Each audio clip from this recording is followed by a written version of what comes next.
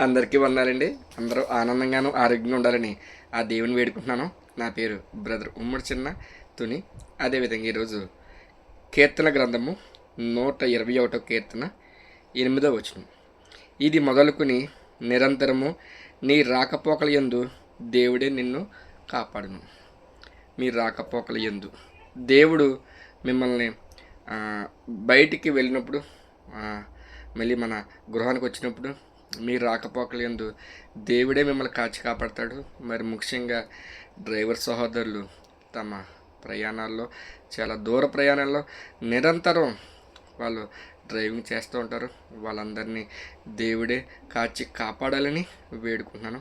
అదేవిధంగా ప్రతి ఒక్కరు కూడా తమ ఇంటికి వెళ్ళే ముందు దేవుని ధ్యానించి, దేవుని ప్రార్థన చేసి బయటికి వెళ్ళాలని, ప్రతి ఒక్కరు కూడా తమ ప్రయాణాల్లో జాగ్రత్తగా ఉండాలని. ఆ, ఎన్నో యాక్సిడెంట్లు చూస్తున్నాం, ఎన్నో ఘోరమైన ప్రమాదాలు చూస్తున్నాం. ప్రతి ఒక్కరు కూడా నిర్లక్ష్యం కాకుండా జాగ్రత్తగా వాహనాలు నడపాలని.